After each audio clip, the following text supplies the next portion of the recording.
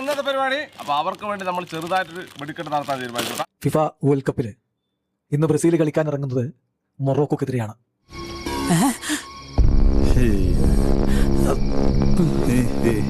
ഓ, ദ്രോഹിക്കാനായിട്ട് തന്നെ വന്ന് കയറിയിരിക്കുകയാണ് അശൂലം. നിങ്ങൾ ആരും പേടിക്കേണ്ട കാര്യമില്ല. എന്താ പേടിയുണ്ടോ? ആ അങ്കിൾ ആരും പിടിച്ച് മിഴുങ്ങൊന്നുമില്ല. നല്ല പഴക്കമുണ്ട് ഞങ്ങൾ തമ്മിലുള്ള ബന്ധത്തിന്. ആളെന്റെ കയ്യിൽ തന്നെയുണ്ട്. ഞാൻ ആളെ ഒരുപാട് ഉപയോഗിച്ചിട്ടുള്ളതാണ്. പക്ഷെ ആളിപ്പോ കുറച്ചു ലൂസാ. അച്ഛനാണല്ലേ?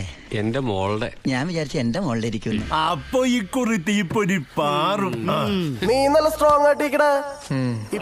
തൊട്ടുപോകരുത് എന്റെ കുട്ടികളെ. അവരിൽ നിന്ന് കിട്ടിയതുപോലെ ഇരിക്കും. ജീവച്ഛവമായി കിടക്കാൻ എണ്ണപ്പാത്തികൾ ഇനിയുമുണ്ടല്ലോ മണിയങ്കോട്ട്. കുട്ടിക്ക് വേറെ ആരുമില്ല, പാവം. പിന്നെ എനിക്കെല്ലാരും ഉണ്ടല്ലോ. എന്റെ മാമനല്ലേ ടാറ്റ, എന്റെ അളിയനല്ലേ ബിർള, എന്റെ അമ്മായിയല്ലേ ലീല കെംപൻസ്കി. മോനെ അവധി ആരാ? അമ്മയുടെ നായര്. എടാ ചെറിയമ്മയുടെ പല്ലുവേദന മാറിയോടാ? എന്റെ പൊന്നെ. അതേടാ മക്കളെ, വന്നല്ലോടാ നമ്മുടെ പൊന്നേട്ടൻ. മക്കളെ വാ. എന്റെ ദിവസം വരാതായി. എന്റെ മക്കളൊന്ന് ഇറങ്ങട്ടെ. ഇന്ന് ഞാനില്ലാത്തതുകൊണ്ട് എന്റെ അപ്പൻ ജലപാനം പോലും ചെയ്തിട്ടുണ്ടാവില്ല. അയ്യോ,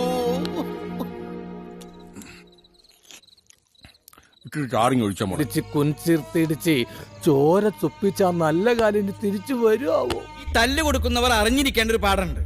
ഇത് മറ്റുള്ളവർക്ക് കൊടുക്കാൻ വേണ്ടി മാത്രം സൃഷ്ടിച്ചിട്ടുള്ളൊരു സാധനമല്ല. ഇത് ഇടയ്ക്കൊക്കെ ഇങ്ങോട്ടും കിട്ടാനുള്ള ഒരു സാധനം കൂടിയാണ്. ഇയാളെ ഞാൻ മിക്കവാറും കൊല്ലും കേട്ടോ.